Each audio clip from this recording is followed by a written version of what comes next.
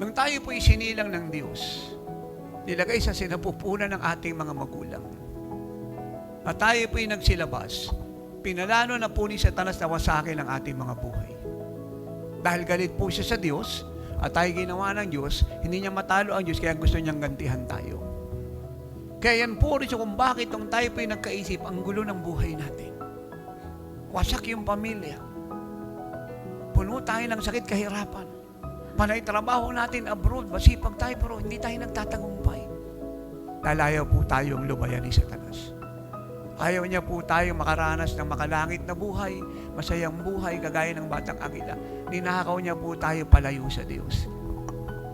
At yun naman po ang dambuhalang agila na naghahanap sa batang agila ay sumisimbolo sa Panginoong Jesucristo. Iniwan niya po ang langit.